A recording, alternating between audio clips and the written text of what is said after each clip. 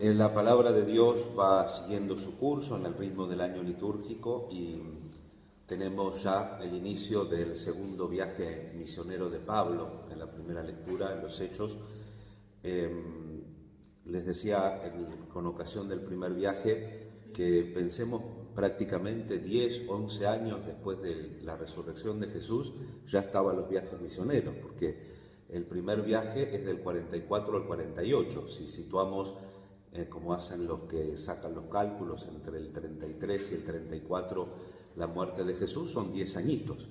Y ahora ya tenemos este segundo viaje que repasan un poco la primera parte, trayendo la conclusión del concilio de Jerusalén, y este viaje se extiende del año 49 al año 52 de nuestra era cristiana.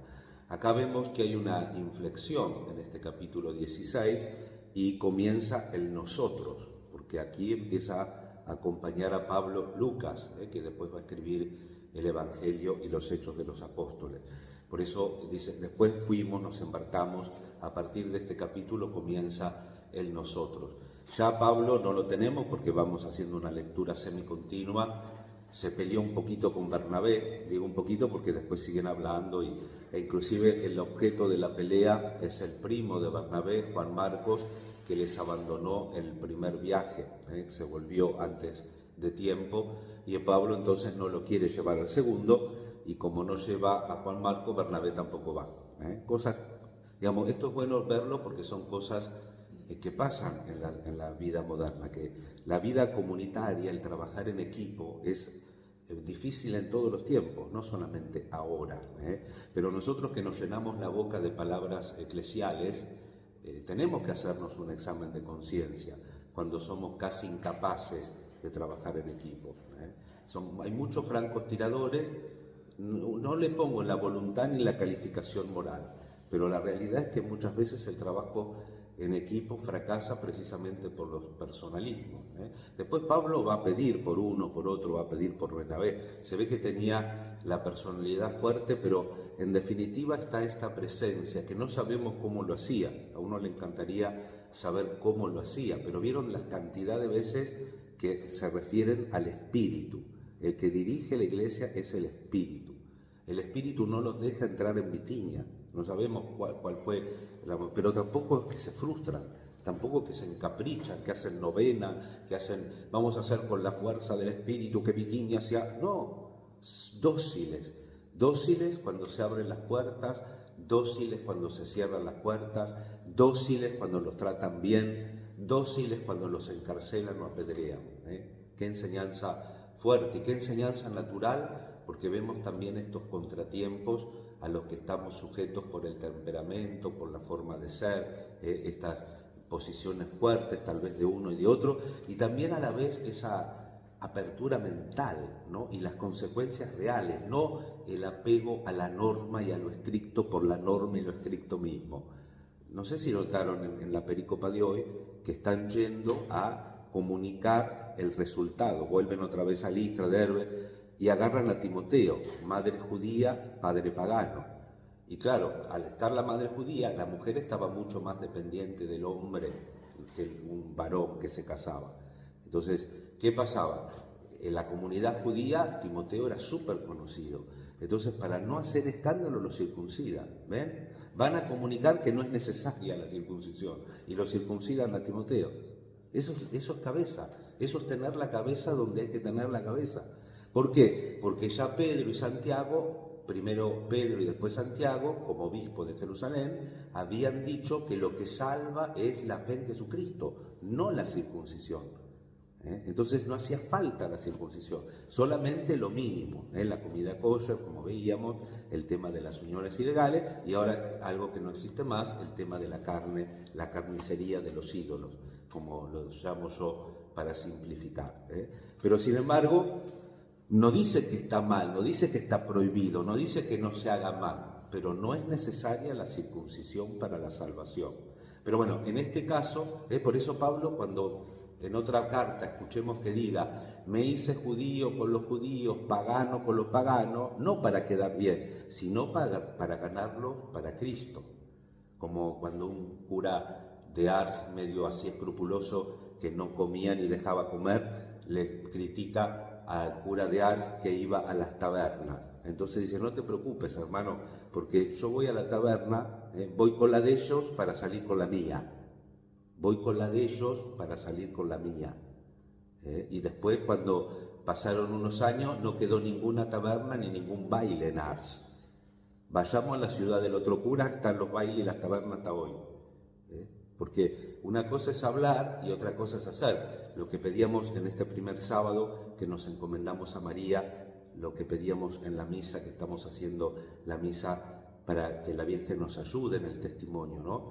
Que testimoniemos con la palabra y con la vida, terminaba la oración colecta. A ejemplo de María, Reina de los Apóstoles, testimoniar con la palabra y con la vida. Ir con la de ellos para salir con la nuestra.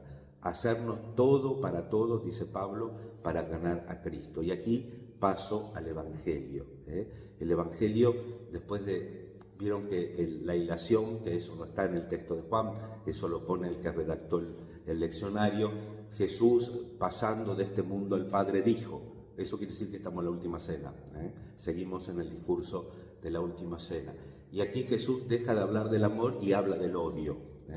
El odio, básicamente, aunque el Evangelio está escrito en griego, la palabra odio en hebreo tiene el componente de no elegir. No solamente lo emotivo, alguien que odia, sino el tema de no elegir.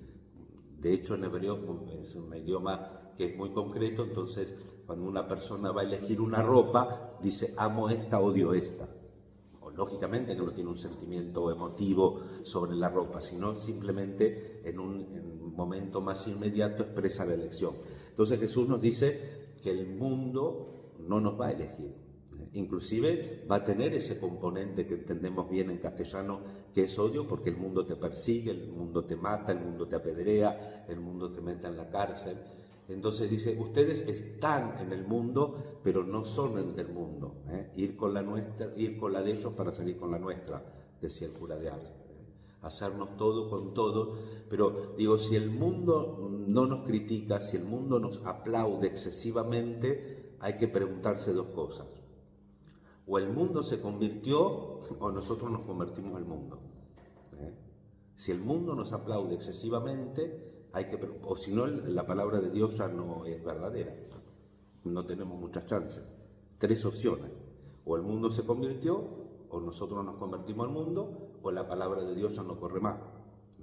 Por eso dice Jesús, ustedes están en el mundo, pero no son del mundo. Entonces nosotros tenemos que acompañar al mundo, no condenarlo, porque ni siquiera el Hijo está para condenar al mundo, pero tenemos que acompañarlo a través de los ejemplos, como veníamos diciendo, de las obras y de las palabras, tenemos que acompañar al mundo. Me parece lindo, muy sencillo, porque así era el cura de Ars, muy sencillo, ir con la de ellos para salir con la nuestra.